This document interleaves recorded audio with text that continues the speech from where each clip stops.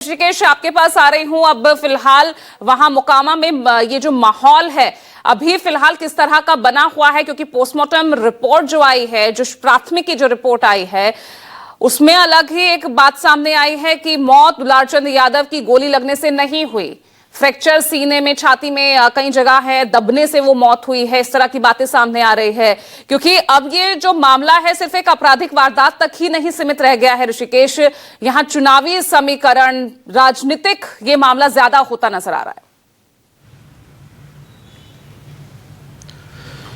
पूजा, देखिए, देर रात में पोस्टमार्टम रिपोर्ट आया, यहाँ के एसपी ने बयान दिया, लेकिन बावजूद इसके दुलारचंद यादव के समर्थकों को लगता है कि ये मैनिपुलेटेड है, ये जानबूझकर जो पोस्टमार्टम रिपोर्ट है उसमें गड़बड़झाला है। हालांकि प्रशासन ने पहले ही कहा था कि दुलारचंद यादव की मौत गोली लगने से नहीं हुई है, बल्कि उनके मौत की वजह अलग है। लेकिन घटना के बावजूद मैं मोकामा में हूं बीते 24 घंटे का। कल जब शव यात्रा निकल रही थी तो उस वक्त भी 2-3 जगहों पर झड़प हुई थी, और मोकामा की लड़ाई और मोकामा के आसपास की लड़ाई अगड़ा बनाम पिछड़ा के रूप में धीरे धीरे तब्दील हो रही है। जैसे पटना का मौसम और बिहार का मौसम बदल रहा है, वैसे ही सियासी मौसम भी अब बदल रहा है। महागठबंधन की तरफ से भले ही आक्रामक तरीके से प्रचार न किया जा रहा हो, लेकिन जमीन पर मोकामा की घटना ने न केवल मोकामा बल्कि बगल की सीट बाढ़ है, बख्तियारपुर है, और उसके बगल में मुंगेर और उसके आसपास जो अंग प्रदेश है, और अंग प्रदेश में तकरीबन 25 से 28 सीटें हैं,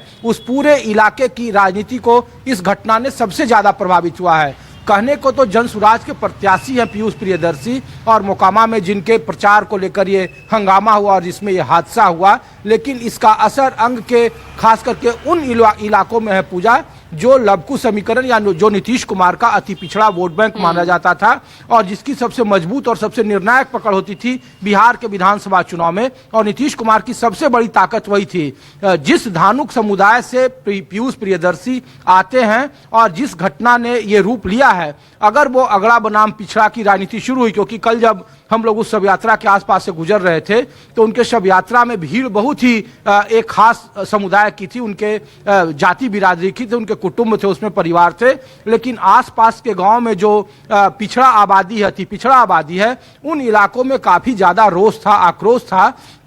और लोगों का ये मानना था कि लोकतंत्र में आप वोट मांगने के लिए किसी को रोक नहीं सकते, एक जो परसेप्शन है, और ये जानबूझकर किसी को डराने धमकाने के लिए और इसका इंपैक्ट गलत करवाने के लिए इस घटना को अंजाम दिया गया है। और इसका असर आप देखिए, न केवल सिर्फ मोकामा जो क्षेत्र है पूजा, वो मुंगेर लोकसभा का सीट है, और मुंगेर लोकसभा में 2024 में यही उपेंद्र कुशवाहा, यही चिराग पासवान, यही नरेंद्र मोदी, यही नीतीश कुमार एनडीए की जोड़ी थी। बावजूद मुंगेर में अगर एक सीट जहां से नुकसान हुआ था और वो लूज हुआ था उस विधानसभा से, तो वो मोकामा की सीट थी। और उसी वक्त ये तय हो गया था कि मोकामा की राजनीति या उस इलाके में अगड़े पिछड़े की राजनीति ने एक बार फिर से बुगाट लेना शुरू कर दिया है। अब जिस धानुक समुदाय की मैं बात कर रहा हूं, उस इलाके में खास करके मोकामा के टाल क्षेत्र में उनकी आबादी 35 से 38 हजार है, जिनकी पोलिंग कैपेसिटी पूजा 25 से 26 हजार होती है, और वो टाल क्षेत्र निर्णय करता है कि मोकामा कौन जीतेगा।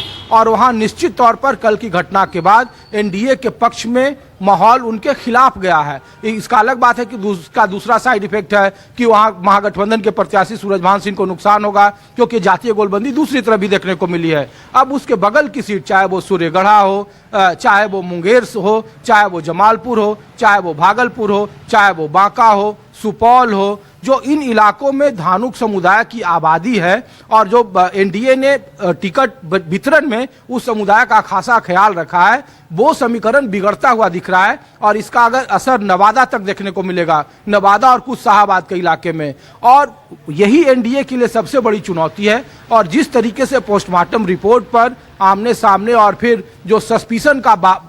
माहौल बनाने की कोशिश की जा रही है, उससे निश्चित तौर पर यह बात तय है कि चुनाव के पहले चरण में जब 6 नवंबर को वोटिंग होगी, तो उसके पहले का जो अब तक का चुनाव था, जो एनडीए को लग रहा था कि एक तरफा बढ़त मिलने को दिख रही है, चाहे वो कोऑर्डिनेशन में हो, प्रचार में हो, टिकट वितरण में हो, उनके मुकाबले अब ये जो समीकरण है वो अब धीरे धीरे जाति की ओर बढ़ रहा है और जातीय चुनाव की तरफ बढ़ रहा है। हालांकि बिहार की राजनीति की जातीय समीकरणों पर होती है, लेकिन इस घटना ने न केवल उन इलाकों में बल्कि आसपास के इलाकों में भी जो एनडीए के पक्ष में माहौल दिख रहा था वो अब माहौल धीरे धीरे बदलने लगा है। ये बदलाव वोट में कितना तब्दील होगा नहीं होगा, लेकिन मैं आपको लोकसभा 2024 का एग्जाम्पल दे रहा हूं और इन इलाकों में 2020 में भी तकरीबन 70% जो सीटें थी वो महागठबंधन के खाते से उलट होकर एनडीए में गई थी और इस बार इसका असर होगा। और इसीलिए इस घटना का चाहे तेजस्वी यादव को देख लीजिए या फिर विपक्ष के नेता का देख लीजिए, कानून व्यवस्था पर सवाल उठाना, चुनाव आयोग की भूमिका पर सवाल उठाना, तो ये पूरा जो ये घटना ये सिर्फ मोकामा की नहीं है बल्कि अंग प्रदेश, कुछ पटना, कुछ मगध, इन तमाम सीटों पर जहां पर अति पिछड़ों की आबादी है और जहां अति पिछड़ा उम्मीदवार महागठबंधन की तरफ से है वहां पर फिर एनडीए को नुकसान होता हुआ दिख रहा है और जातीय गोलबंदी की तरफ ये चुनाव अगला बनाम पिछड़ा की ओर जाता हुआ दिख रहा है। पूजा।